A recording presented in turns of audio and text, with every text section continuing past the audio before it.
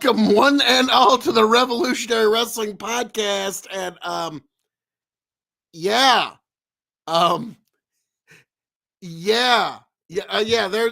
Tony, like, close your jaw, bring it up off the floor, folks. I am your befuddled king of extreme, Phil KOE. You can, of course, find me at KOE Nation on YouTube, TikTok, Twitch, and Twitter. And we just witnessed one of the most consequential moments in professional wrestling of the decade, and I am joined by my equally flummoxed, flabbergasted, and gobsmacked broadcast partner, the one, the only, the former Revolutionary Wrestling Podcast champion. Yeah, Tony fucking G. Yeah, hang on. Here we are. Let me hang on. Let me grab that belt from you, sir. Oh, right. Yeah. Here. Yeah. There Okay, there we go. There you go. Yes, your current reigning, defending Revolutionary Wrestling Podcast champion, which is the real headline from this event. Like, Super Cena, brother. Like, yeah.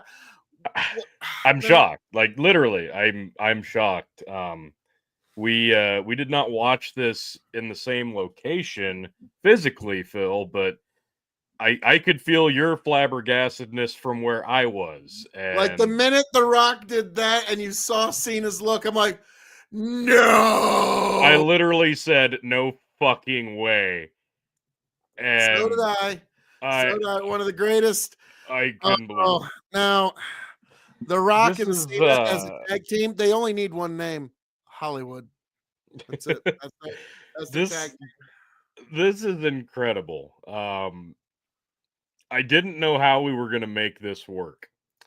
So on the predictions and preview show, I verbatim said, well, it can't be Cena because they're not going to turn him heel now. Why would they do that? No, obviously not. What kind of an idiot would do that? Sorry, we're putting the cart before the horse, but yeah, but I'm pretty sure everybody watching can't bury the lead. Yeah, I think everybody here knows the lead, and the lead is the real story, and that's why it was the main event. That's why The Rock was the main event tonight, folks, because I said they have to do something. They have to do a big angle of some sort, and it doesn't get much fucking bigger than a John Cena heel turn. No. That's the only thing you could do at this point. Super Cena is now super villain Cena. I still can't believe it. I really can't. This was a monumentous occasion. This was historic for multiple reasons.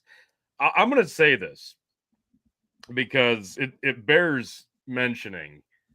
The WWE in their current run right now is somehow managing to make wrestling unpredictable again.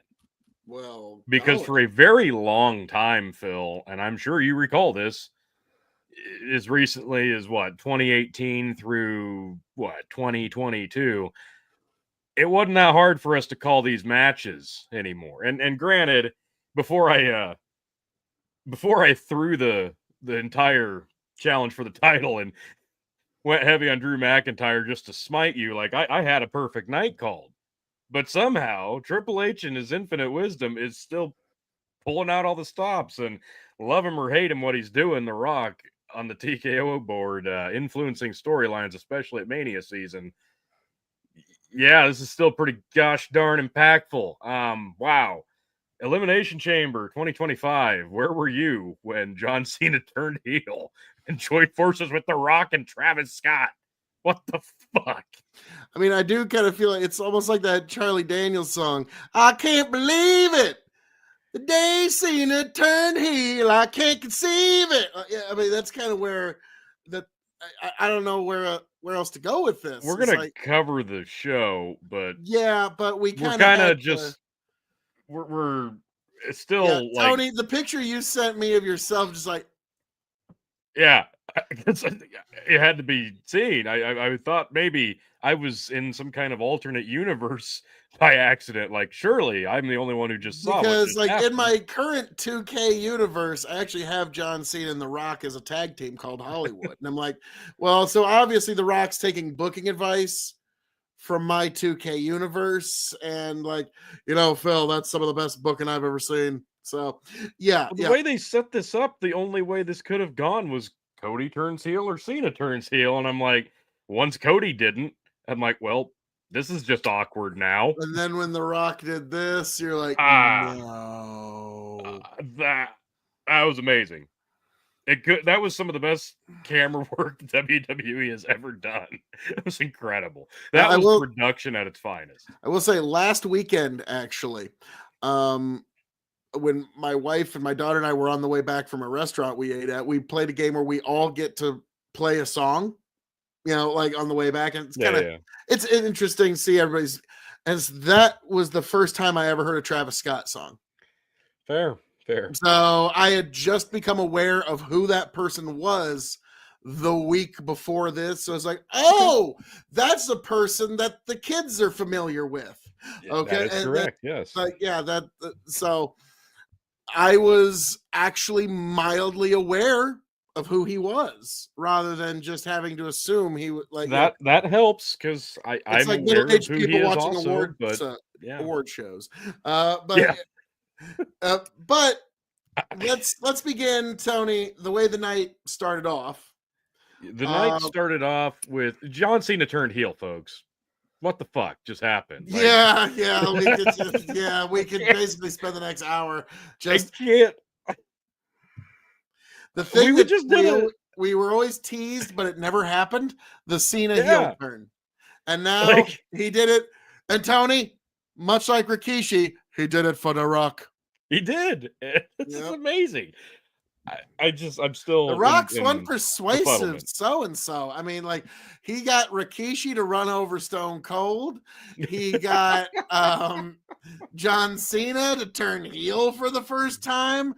I mean, dude, like, I don't know. Like, you get The Rock gets you in the same room, he might convince you to do just about anything. Yeah. Rest in peace, my anus, I guess. All right. So we start off. Well, okay. We know where Tony's limits are, and it's apparently nowhere. We started off the Elimination Chamber with the Women's Elimination Chamber match, as we expected. And this actually wasn't terrible. Like, there's a lot that could have gone wrong with this, but I actually didn't hate this. It was it worked as a story, because you don't want to do too much in something like this, and with the stipulation in the chamber, like, it's hard not to. So they didn't go like full on war games, jumping off the cage and trash cans and stupid shit. This actually made a lot of sense. And you were supposed to start with Naomi and Liv Morgan, and before the match starts, Jade Cargill returns and gets in the ring, and you think she's about to destroy Liv Morgan for being the one who injured her, right? Like, oh no, like, Liv's freaking out, like, oh no, she's gonna beat me up, like, oh, she's the one that injured her. She goes right past Liv Morgan and decimates Naomi. I mean, beats the ever-living piss out of Naomi, to the point where they say Naomi cannot be in the match now. Oh. So And Jade in that Cargill moment, leaves, you and I were and both glad Naomi we left didn't pick the Naomi. stretcher. Yep. So I was really disappointed you didn't pick Naomi. yeah, no. So this was interesting. So it looks like they're either going with the Jade Cargill heel turn, or they're going to say Naomi was the one that sidelined her so that she could tag with Bianca. Okay, so there's a few ways they can go with this. There's a few stories they got out of this. This worked. So then the next one out was Bianca Belair, who is like freaking out because her former partner just beat up her current partner, and she doesn't know what to think. So Morgan tried to take advantage of that. She finally got kind of a hold of herself, and after that, it was Perez got in. She did some good stuff. Bailey got in. I also she was actually pretty charismatic here, and there were no sometimes we run the risk with Bailey of she has an off night. She wasn't off tonight. She had a pretty solid showing here. So I was actually pretty impressed there. So Naomi was the only person eliminated by the time all the competitors were in the match, but then Bailey was the next one out, and she was soon followed by Perez. Alexa Bliss was the last one to get in, and the crowd was super behind Alexa, as expected. Like, everybody's glad she's back. I don't know what her trajectory is storyline wise, and I don't think they do yet either, but they're utilizing her return shine. So I think it's ride just all that. sympathy for the loss of her pet pig. Well, I think that's what naturally. it all is. Yeah. So then Liv Morgan, who's really come into her own in the last year. I hate that we all know that. That's true. She ended up eliminating Alexa, and it gets it down to Liv and Belair as the final two. And this worked. Like, this really worked. I've really kind of somehow managed to get past the idea that Liv Morgan is Liv Morgan and can be a work rate athlete. Like, it's weird. I never thought I'd say that about her, but get past the fact that Liv Morgan is Liv Morgan. I don't know. But it makes sense, right? Because she did a great job in the Rumble, and she did another great job here tonight. Like, she's actually really honed her work rate. But I mean, there's broom handles that have like fattier diets than Liv Morgan. Okay, like I can understand what you mean, but it's like Liv Morgan is Liv Morgan. I mean, she's like, I mean, this microphone might be bigger round than she is. Okay, so like I always, every time I see her take any major bump, I'm always like, because I'm thinking the worst. I'm sorry, because it's like, Tony, you and I, like, I'm a fat guy. When I take a bump, it hurts, but I've got a lot of padding. Okay, like it's so yeah. There's never a single bump I've ever take or watched Liv Morgan take where I'm like, yeah. I'm always like, is this the one? Please don't be the one. Fair. So yeah, we got down to Liv and Bianca, and we both had Bianca picked to win, and there were some spots where it came down to both of them could have won this. I really liked the hair spot where she pulled her back up to the ropes and then bounced her off the ropes into the cage, and that was great. But she did hit the EST KOD 1, 2, 3. Bianca Belair picks up the win, is going to Mania, where she will face either Rhea Ripley or Io Sky. It's going to be Rhea Ripley, because why wouldn't it be? That match taking place on Raw, of course, coming up here in a couple of days. But you've got a couple of ways to go now, because for me, like, the story should be Rhea versus Bianca, like feuding and getting into it. But now you've got the whole side quest of Naomi and Jade. So I'm interested to see where this goes.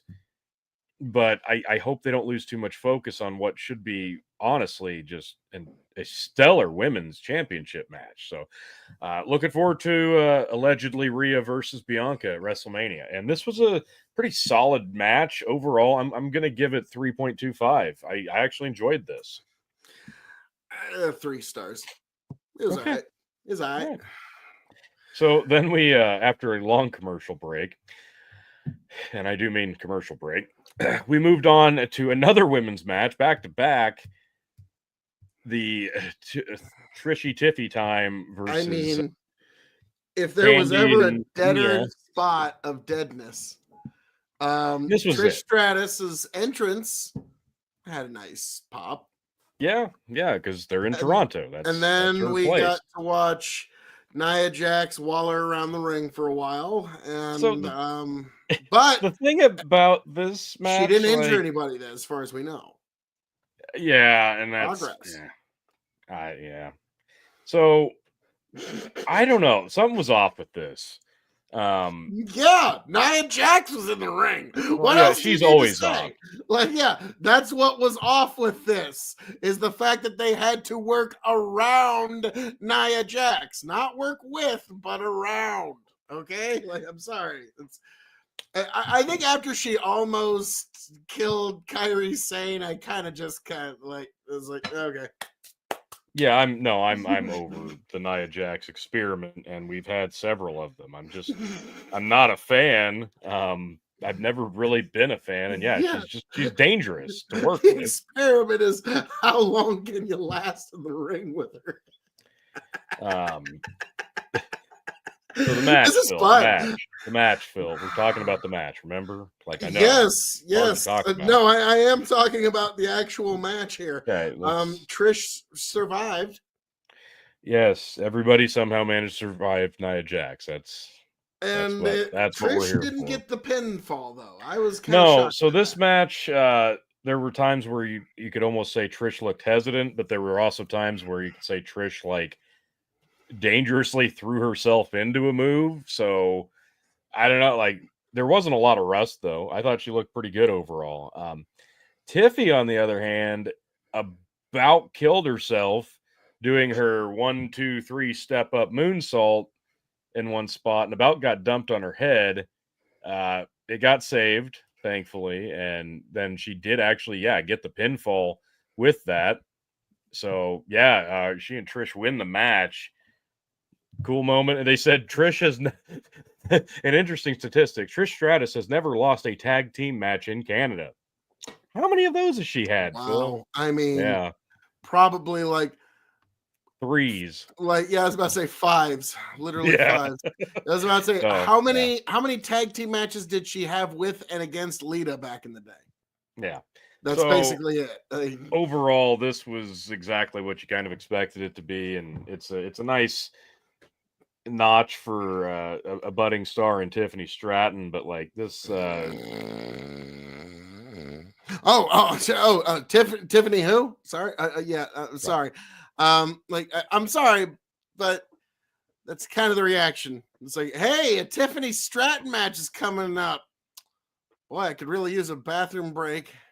She's a good athlete. She's got potential. It's just I don't know. A lot of them have come in and out of WWE before. There have been a lot, and it's the makeup for me. Like she cakes this shit on, like, which is it. And it's less is more because like I've seen her like Instagram posts where it's not like Showtime makeup, and you're like, oh no, that looks way fucking better. Because when your blush looks like it's 6 layers deep, you look like a fucking blow up doll, and I can't get past that. Yeah, truth be told, is they put the belt on her before they actually built her.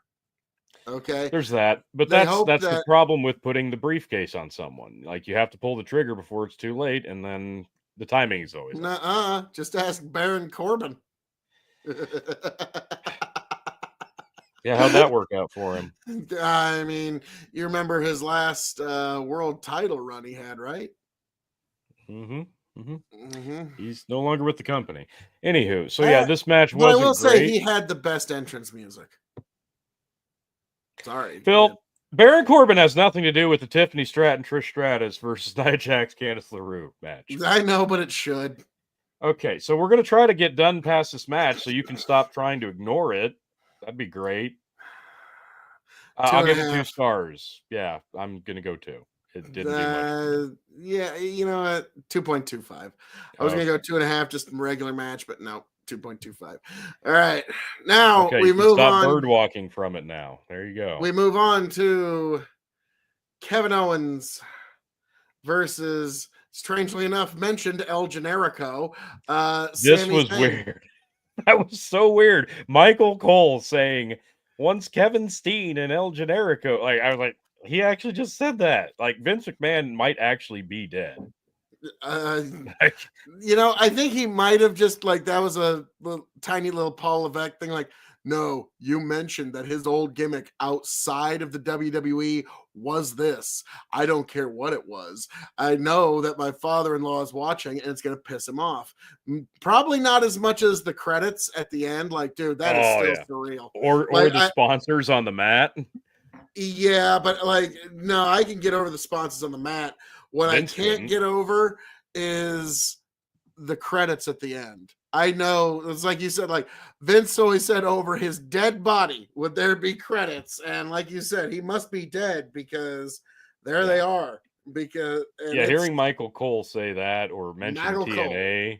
like just outright TNA brings it up any chance he can. Like it's crazy. Like it's so weird. But here we are in 2025 WWE. Holy shit!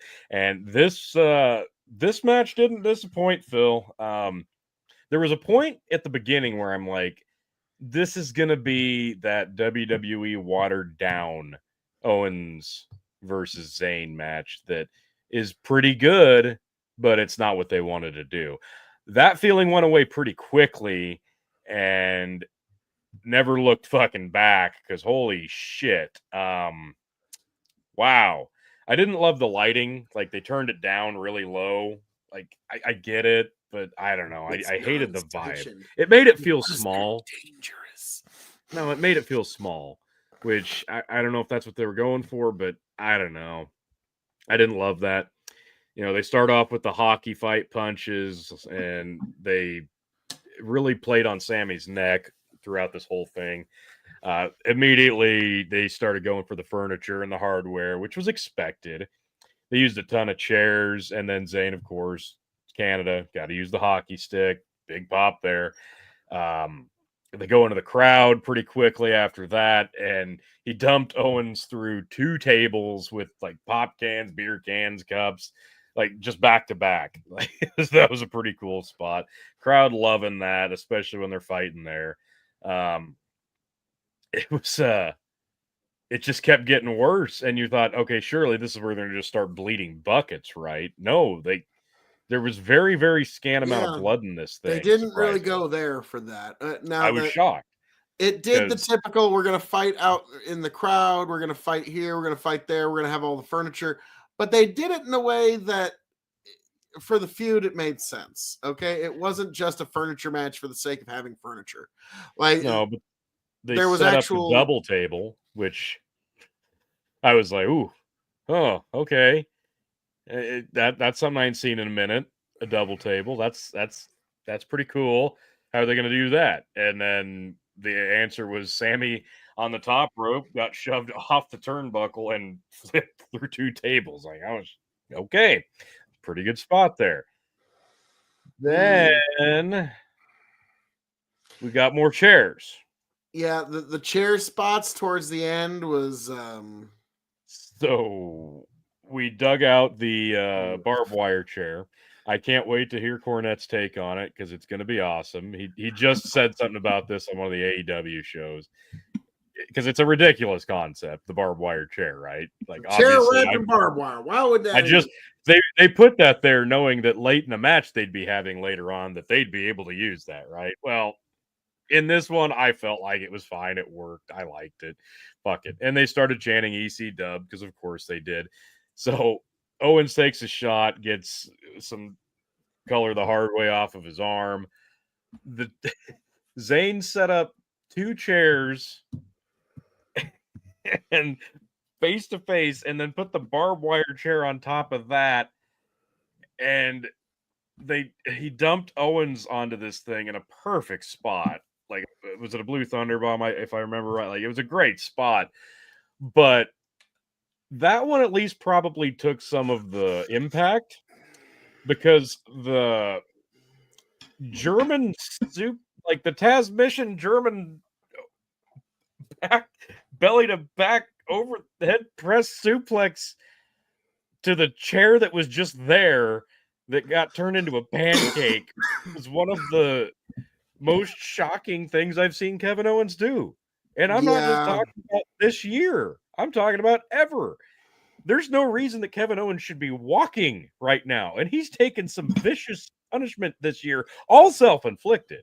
Like he just had that ladder match with Cody. And I was saying, holy crap, he can't keep doing this. And here he is today getting suplexed onto chairs and barbed wire chairs, neck, shoulder, head first. It's truly I remarkable. think he's trying to And be the next Mick Foley. They're both trying to be the next Mick Foley, and it works when they Limping down to the ring, barely like Mick yeah. Foley. Like I think Nakamura kind of really emphasizes and he like embodies like Mick Foley when he always looked like he had several injuries that were hurting and that he could just fall apart at any minute. And that's Mick Foley, and that's gonna be Kevin Owens in 2 years. He's just gonna look like it's gonna like be you're gonna tear up just a little bit to watch him walk to the ring. It's like, oh, that's making my joints hurt just looking at you. So that's Owens. his goal. Yeah, it is. Owens takes this nasty shot, gets dumped, and no sells it pretty much. Of course. blasts Zayn, gets a 2 count, gets pissed, smashes a ref. Like this thing went to absolute chaos. Like this was actually a lot of fun. A lot more spots outside. Like this felt dramatic. He takes the chair, wraps it around Zayn's neck, throws him into the turnbuckles. A bunch of the agents get involved. After he hits him with the buckle bomb. They went for a second, but I think one of the agents actually kind of fucked the spot up. Yeah. Because Zayn had to fight it off because he realized the spot was falling apart. Mm-hmm. They played it perfect.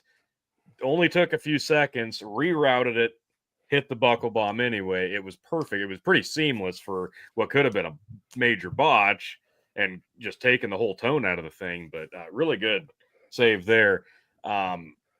Holy crap, though. This was a car crash. Everything looked just absolutely brutal in a very convincing fashion. Yeah, he rolled him in after that second buckle bomb, gets the pin, gets the win. This was brutal. Like they kept cutting to the crowd, and it was legitimate, like shock and awe. It was genuine. I liked that. So reaction shots when they're genuine, that's really drives the point home. So yeah, you got, if you didn't see this one, you need to go back and watch it because it was legitimately a car crash match. Owens looked like he was about to just not stop dealing out the punishment. He was going to do the pile driver on the concrete. He pulled Zayn out to do that, and all of a sudden, Randy Orton's music hits. Out of nowhere. But he's not out of nowhere. He took his sweet ass time coming down the ring. I hear voices in my head. They talk to me. Owens stays in the ring for some reason instead of doing the chicken shit, feast or flight, and immediately gets pounded by Randy because he just endured this ridiculous match. Gets hit with the RKO, right? And Randy grabs a chair and teases, just blasting him. Throws the chair away. Moves his knee pad, backs up, and he's about to punt kick Owens in the head. And just before he can deliver the kick, all the agents rush the ring and stop him, and Owens escapes. So it looks like we're going to get Randy Orton and Kevin Owens at WrestleMania.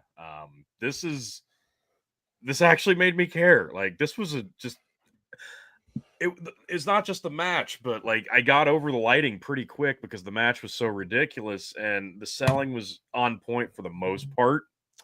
Maybe not so much from Owens, but definitely from Zayn. The finish made sense, on point from Zayn. and it definitely made me care about where they're going with all these guys. So, yeah, I loved everything about this. This was great. I'm going to give this 4 stars. Can't disagree with the star rating. The Randy Orton comeback thing, I thought it was funny that the minute Randy's gonna do something cool, that's when the 14 Stooges suddenly get involved. Now what I loved is when the indie guys, I mean the security team, Yeah. was trying to stop him, Yeah. and they're trying to stop him with their necks just out there, just as much like, please grab my head. Now the one guy came with his hands up. Randy's like, no, hang on, let me shake your hand. RKO. That was beautiful. So like Randy was even kind of playing with the rookies for a minute, which was Yeah. that's gorgeous. And like watching the rookies sell the RKO like they had just been shot with the golden gun from GoldenEye 007 is like that was special for me. That was so yeah, excellent match, but we got a lot of year left to see if that's match of the year, and I That don't was it suspect it was will be. definitely a notable one. That was impressive. They Now finally got to have their match that they wanted to have. Like they let them moving do the right one along that they to wanted. Yep, the one that they've always wanted to do, and now they finally did it. Now, the reason they didn't do this at Mania is so next year, if one of them has a belt, they can make it like the night one main event, and so they could say they main event WrestleMania with each other again. There you go. That's That's probably not going to happen, but nice try. sometime in the next 3 years, it's probably going down. Okay, like Main event scene's pretty foolish right now. Like you'd have to thin a lot of shit out right now. well, T, that's why they have. It'll eventually be a 3-night special, so don't worry about it. I'm out. Out, just Fuck, dude. Like 2's already ridiculous. Like it always will be. Thanks a lot, New Japan. Seriously, thanks so much for fucking that up. Oh yeah, Whatever. and they were advertising that they're going to do like weekend takeovers of cities where they're going to have PBR bull riding, Yeah. UFC, and Yeah. WWE all in one weekend. Which, don't get me wrong, is pretty awesome. But yeah, like eventually WrestleMania is going to have bull riding and UFC all in the same weekend. It's going to be like just basically you're just coming here for this fest for 5 days, and you just have to spend $38,000, and that's it. Just fuck you. Otherwise, that is Mania. That is definitely Mania. So let's move on. The main event match anyway. The men's elimination chamber. Oh boy, this was something. So all right, we get the men in the chamber, and it starts off with Seth, Franklin Rollins, and one Drew McIntyre. And this is fine because like a lot of the people in this match have history, so I feel like that always works really well, and these two were no different. So this worked pretty good. And then when Priest got in, like I didn't feel Remember like he the had Big a ton. Boss Man back in the Attitude Era? Uh-huh. I wonder why I thought of him right now when you mentioned Damian Priest. Yeah, there's like, not a what's lot of worse, interest. a heel reaction or no reaction? Yeah, there was a lot of no reaction, it felt like, for Priest, which is a shame because I thought he was actually pretty good. Yeah, I mean, the audience, the fan was really into it. You could hear him whistling.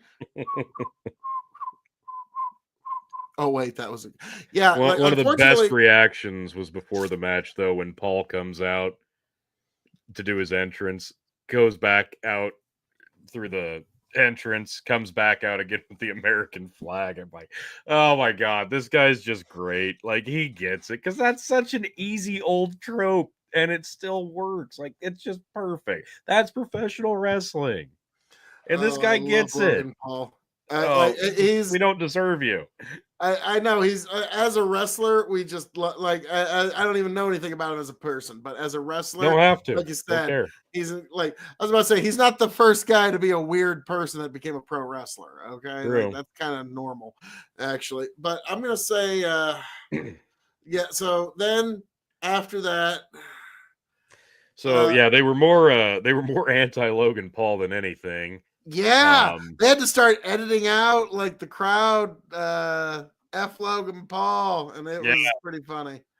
So it really just depended on who was beating up Logan Paul at that time, who they wanted to support. But unfortunately, like it or not, I mean, he's gonna be world champion in a few years. So I'm sure, like what sealed this as a 5-star match for you was Drew McIntyre was the first one eliminated. I mean, I wasn't going to mention that. Like, I'm sure that makes you just like giddy. It did make me laugh a little bit. And I was like, oh no, poor Tony.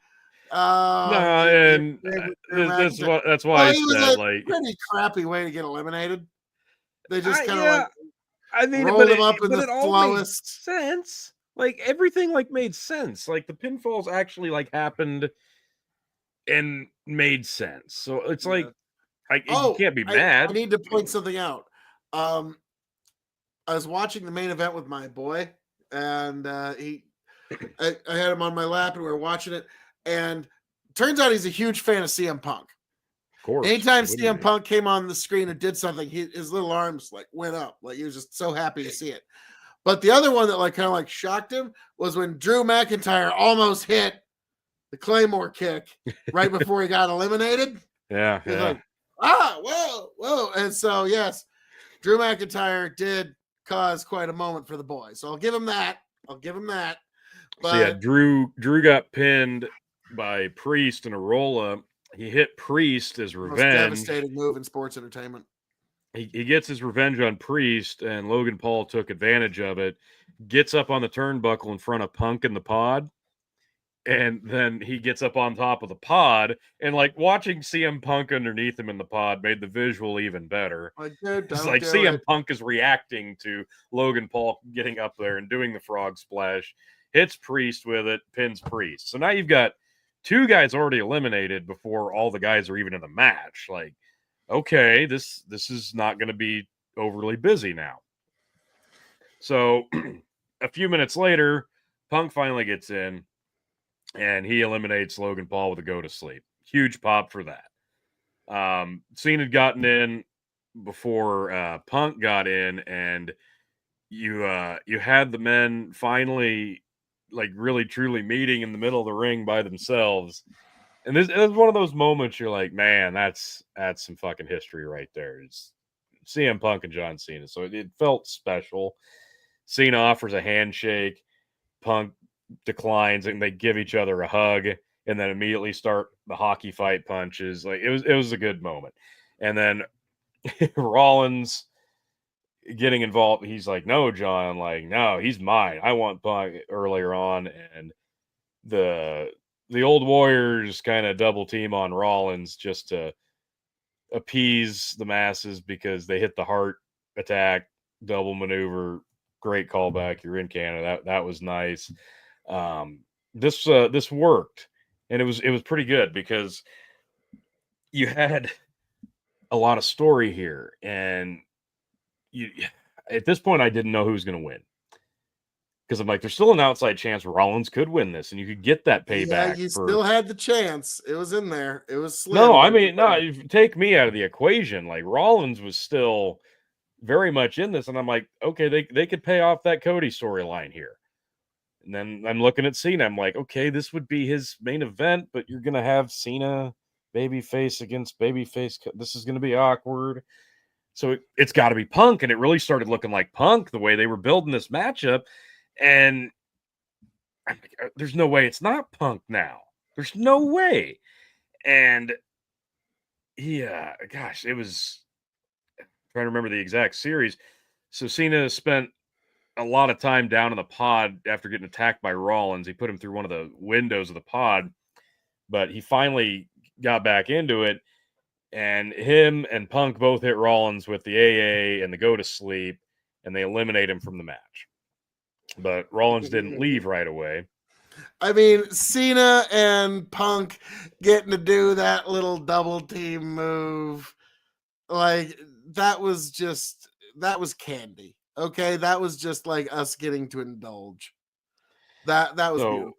Yeah, you're looking at they both Cena and Punk hit each other then with moves and got kickouts. You're like, okay, this is going to be quite the finish here. Like, how long are they going to go? Turns out not long because Rollins never left and hit Punk with the fucking curb stomp out of nowhere, left him crumpled in a heap in the middle of the rope. Cena looking on at it like, holy shit, this is my chance. Grabs Punk by the leg, and Punk's not like moving, so he drug him into the center of the ring, applied the STFU, fuck you, that's what it's called, and Punk passed out.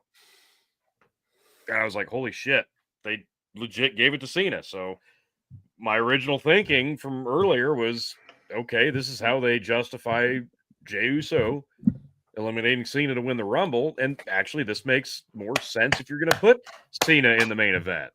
Okay, Cena wins, LOL. But this was pretty short. And securing me the extra point necessary to become the Revolutionary Wrestling Podcast champion for the 14th time. And you're welcome for me handing that to you, because he was originally your 1-point pick and you stuck with it. And he was originally my 2-point pick. So Tony, again, whether you're welcome. by inch or a mile. Yeah. I would have called a perfect night if I would have just not tried to shove Drew McIntyre up your ass a little. Well, Tony, now at WrestleMania, you have the chance to surpass John Cena, Ric Flair, and everyone's record by recapturing the Revolutionary Wrestling Podcast Championship for a legendary 17th time. Okay? But it's going to be monumental, folks. Can't wait for it to happen. You're going to have to subscribe right here to the Revolutionary Wrestling Podcast. See that happen. But we now need to.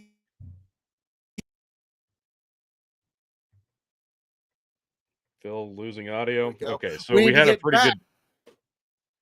Oh, there you are. Okay. We need to get back now to the main headline, if you will. So they played a very good package of the match, went over all the eliminations and the highlights, took plenty of time doing it. I liked it. They've got the cage raised. Cena's doing the thank yous and pointing at the sign. And before he can leave, Cody's music hits. So Cody appears, in my soul. Takes his time coming down. Cena opens the ropes for him. He gets in the ring. They're not mic'd up, but you can kind of hear them respect and talking to each other. And, oh, it's me and you. And for the belt at WrestleMania. And just very standard stuff. And before either of them can leave, we knew what was coming. Of course, The Rock is going to be coming. And sure enough, it hits. First out, Travis Scott, which strange, but whatever, doesn't matter. Okay, it's a I know who that name. Is. That was my Captain. Moment. That was my Captain America moment. I understand that reference.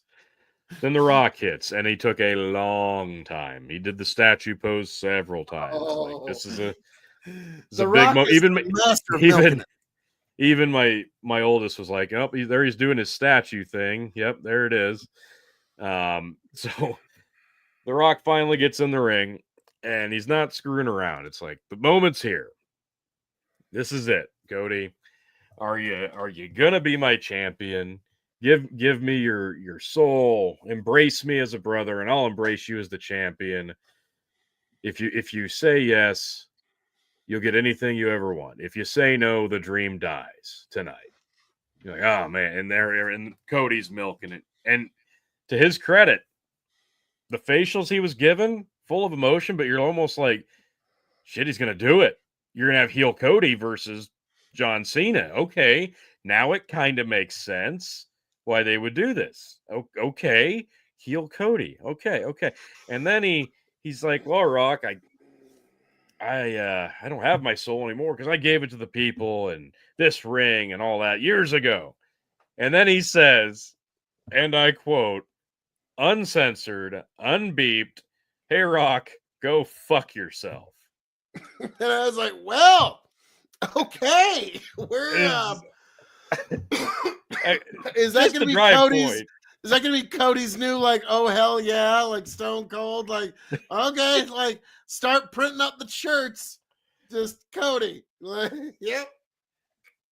And it was great because you got John Cena in the background just hamming it up like, oh yeah, take that, Rocky. And you got Travis Scott burning sage for some reason. I guess that's his thing. Whatever, I don't know. So Cena's hamming it up, and The Rock's upset, and Cody and Cena embrace. And the camera cuts to The Rock. And The Rock just does a throat slash. And then you see Cena.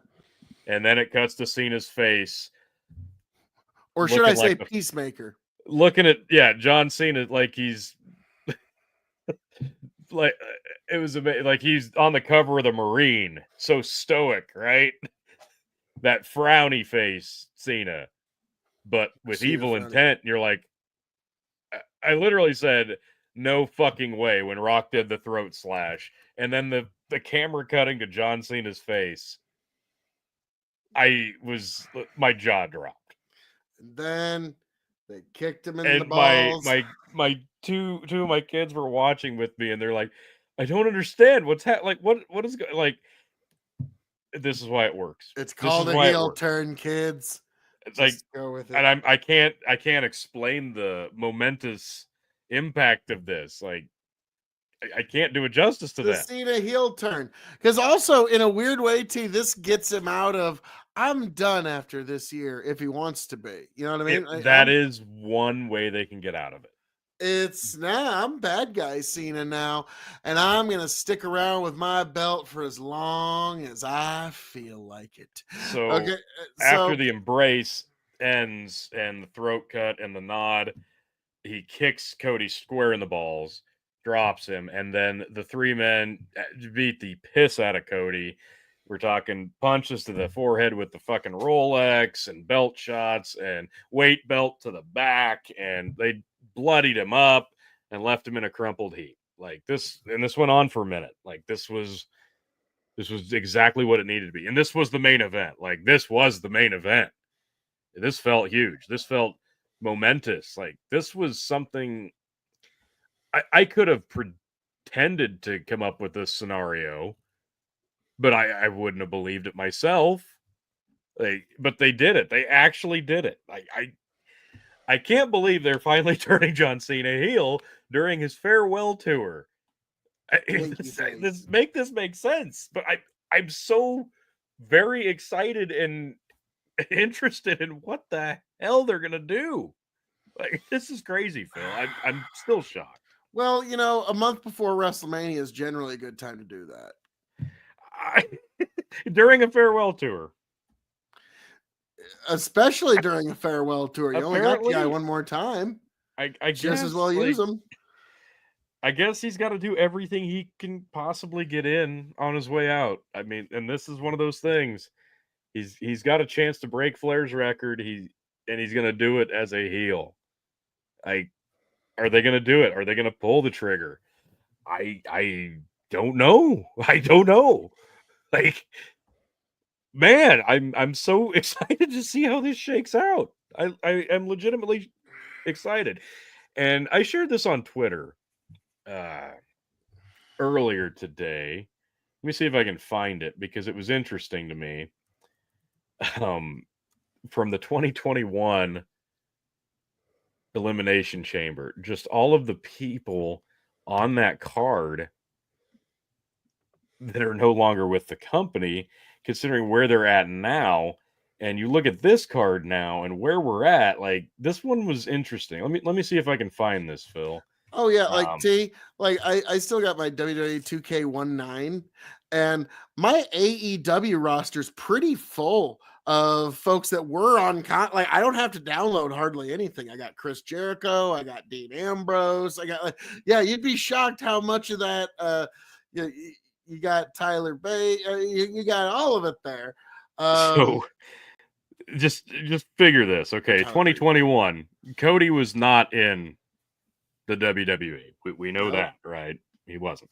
So he was very much over in AEW, right? Well, in 2021, who was in the WWE during Elimination Chamber? On the kickoff match, you had John Morrison, Mustafa Ali, oh boy, Elias, and Ricochet. I don't think any of them are under. No, they're not. Morrison, he's kind of bouncing around. Ali's kind of bouncing around. Elias just made a TNA debut, and Ricochet obviously doing terrible things in AEW. So that's crazy. The Elimination Chamber match to earn a Universal title match against Roman Reigns on the same night. Daniel Bryan defeated Kevin Owens, Cesaro, Jey Uso, Sami Zayn, and King Corbin. Obviously, Bryan Danielson and Cesaro, now Claudio, are both in AEW. Meanwhile, Owens and Uso are still there. So is Zayn. Corbin has been let go. Immediately following that match, Roman Reigns defeated Daniel Bryan to retain the Universal Championship. Boy, howdy. Then a U.S. title match, triple threat. Oh, Riddle defeated Bobby Lashley and man. John Morrison.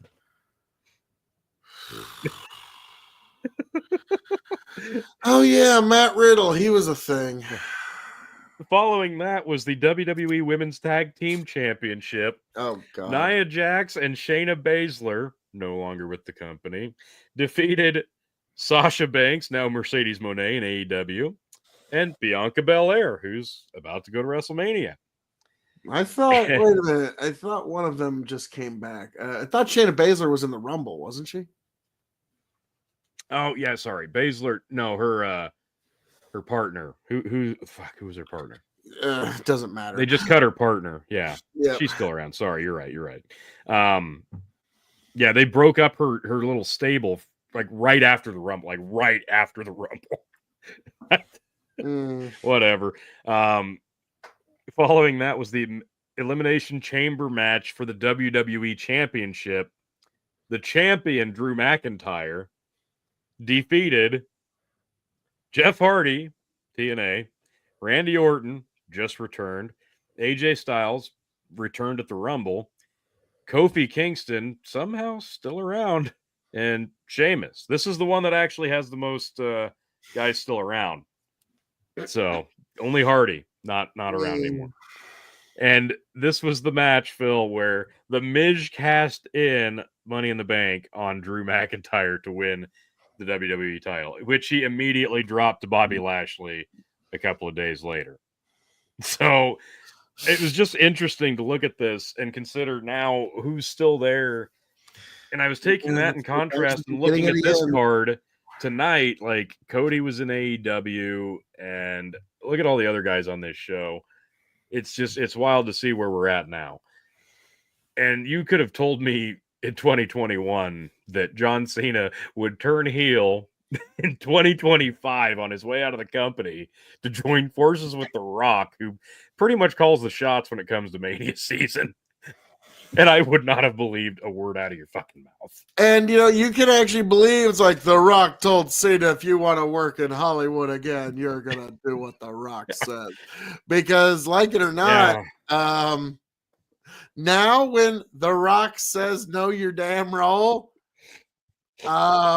you fucking know it, like it or not. So, and yeah, Rock could fuck with Cena getting new roles. I'd believe it. Yeah, no, that sounds legitimate. It makes sense because Midwest where's Cena going to go after his run ends in the WWE? He's going to go back to Hollywood full time. So, and that's where the money is. So, yeah, literally, all they need to fill out the stable is Dave Bautista. They need him as the third. Hollywood, The Rock, John Cena, Dave Bautista.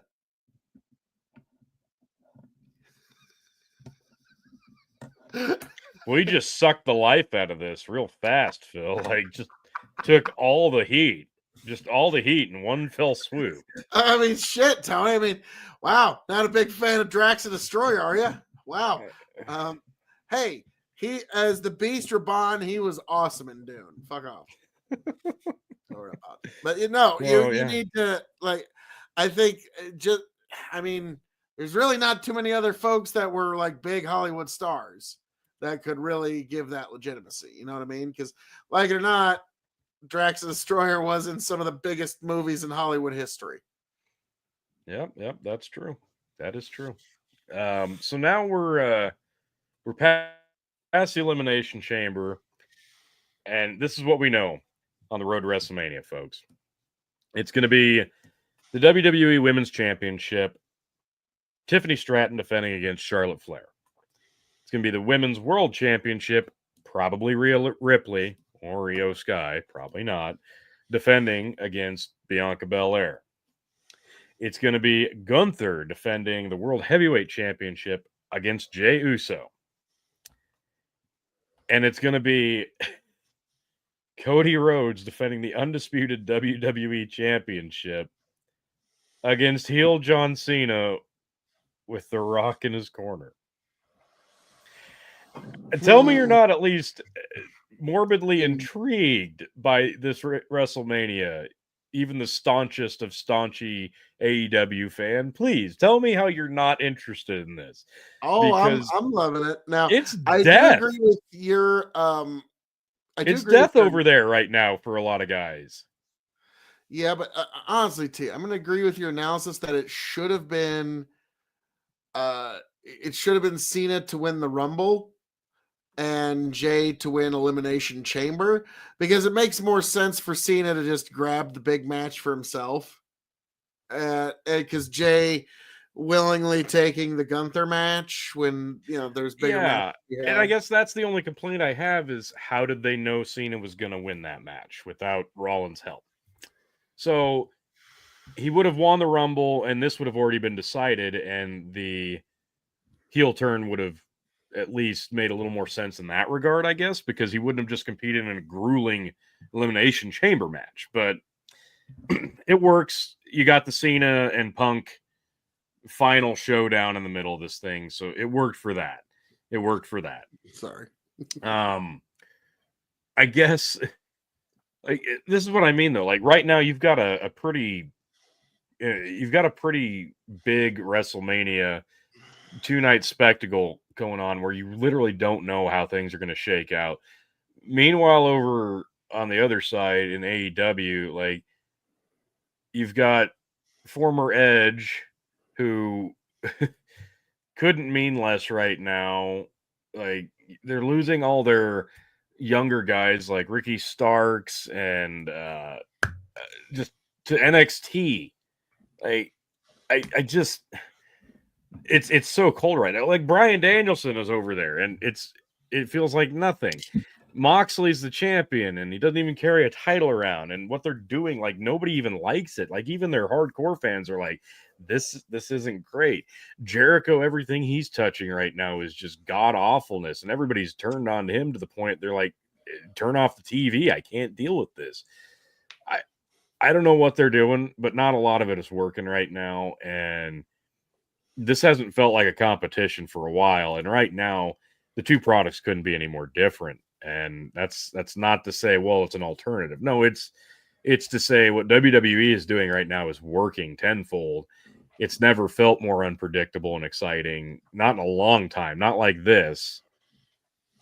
Even if you don't like the style of WWE, how they shoot, how they produce matches, whatever, but you don't know what they're going to do next. AEW, on the other hand, you don't know what they're going to do next because it's so illogical. For all the wrong reasons. Yeah, for all the wrong reasons. Yeah, it's like... Because there's no common sense already happening, and literally they could do anything, and it still would feel stale. Unfortunately, like, AEW needs to get one of those big-time signings like Goldberg or Brock to even shake up the attention. And how many more times can you do that? No, that's not what they need, because they've proven time and time again that if they get a signing of somebody else who's free, within months, it will feel like they're just another one of the people on the roster. Case in point, Bryan Danielson, Edge, fucking like insert name here. What they need is somebody to book.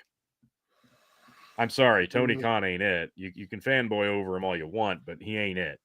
Like, all his best ideas that he had as a fantasy booker in high school, he's run through them. That's what I was going to say is, unfortunately, all right, he's out. Tony, this is going to seem like a very strange segue, but once you let me unpack it, you'll actually see where I'm going with this. Okay, Tony Khan is suffering a problem that the writers of a show I'll never forget a video essay kind of broke it down, and the show is called Pretty Little Liars, and it's a show that like girls like my daughter loves the show. Okay, the problem is the fans loved it so much that it kept getting renewed for new seasons that they literally didn't know how to end the story in any way. And okay, Tony, the show starts as a college murder mystery and it ends with one of the main characters getting crowned the Empress of the Universe.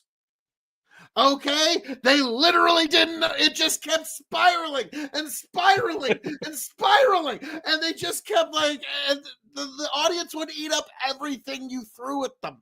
Okay, and it literally ended with one of the characters being like basically crowned the Empress of the Universe, and it's like, wow, okay, they really didn't know how to end this show, and Tony Khan's already well past the Empress of the Universe point. T. That's so yes. So he's out of like he does like okay, if I was a friend of his, I'd sell it to him like this, like, Tony, you need to take some time, recharge your batteries, just spend 3 months on the beach to recharge your batteries and refocus and rededicate. And because he's got a lot of money and he's easily distractible, that 3 months becomes 6, 8, 9, 10 months. And you can get somebody your booking. Yeah, and that's now you'd have to hire somebody like a Jim Cornette or like somebody like that, and he's not doing it because he's he doesn't want to be set up to fail. Okay, so you'd have to get like someone that's fairly unknown. Like it wouldn't be one of the big names, but like Cornette's your first pick. But he's like, if they brought him in, I'd watch. Oh yeah, hands down. That'd be incredible. I wouldn't miss a week. The thing that he has spent half a decade already just dragging through the mud. Now I'm the one that's going to change things around here. Oh man, that'd be now incredible. I will say that would be the single greatest thing to ever happen to FTR in the history of their careers. Jim. But yeah, now Tony, that's AEW. But as you can see down below us, April 19th and 20th, 2025, you and I are going to be a wee bit busy. We're going to be doing the WrestleMania reviews, previews, predictions, and maybe even a watch along. We will see. Now, Tony, a 12-hour WrestleMania night 1 or night 2 watch along. That's it's pretty brutal. And I'm just talking about one of the nights. Because unfortunately, it used. I'll never forget one time we were getting ready. It was WrestleMania's like, it's gonna be 8 hours. I believe it was 34, and I believe the tagline was actually WWE threatens longest mania ever. But it was true because you're like, oh my god. And I actually enjoyed that one because there were 2 shock wins. That was the one where Brock won over Reigns and Charlotte beat Asuka. And nobody saw that shit coming. Now, unfortunately, everybody hated those matches, but we're like, shit, it was at least unpredictable. Well, I remember like even you and me, by the last 2 hours, we were we were just spent. You're white. You're fucking white. We didn't have anything left to care about. That's why they had to like even now, like night 2, I'm always a little like, all right, Krusty the Clown. Okay.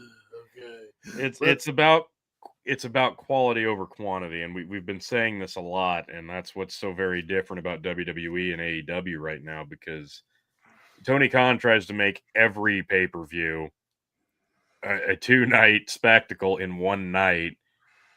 Everybody on the show, and it's 15 matches, and a couple of them might be memorable. Maybe, probably not.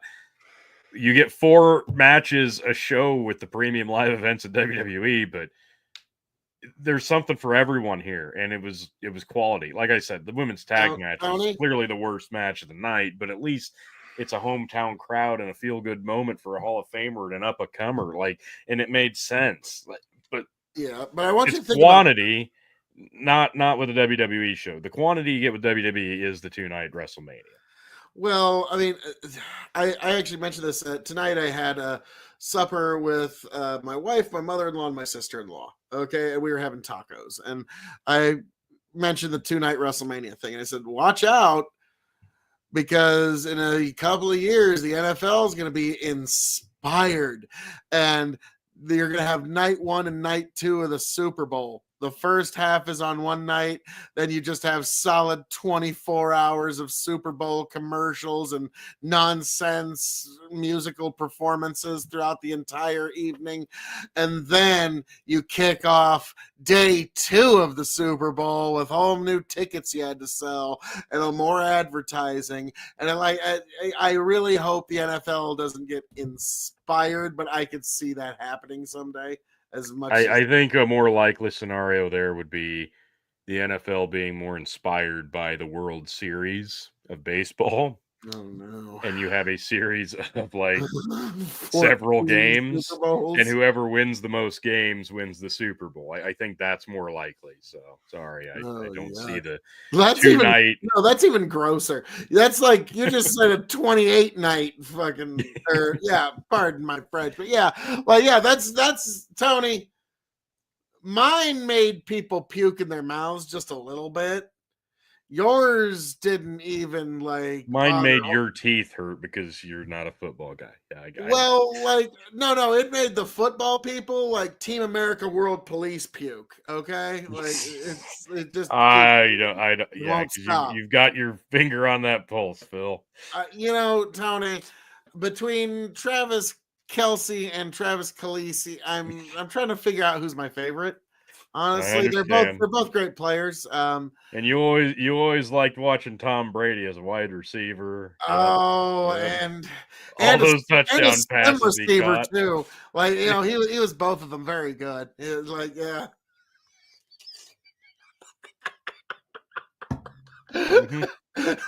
So yes. Nah, touchdown Tom Brady. That was all I knew to bet on for a long time.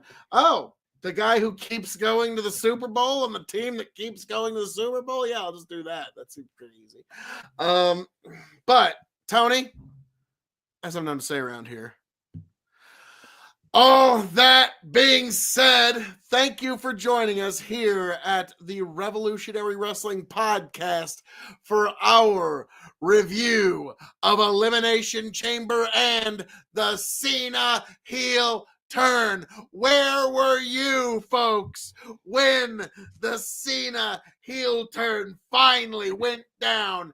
I am your King of Extreme, Phil KOE, the man of the hour, the man with the power, the man that makes the other podcast cower. And yes, John Cena, this time I truly did not see you coming at all. Well done, sir. Folks, thank you for being here.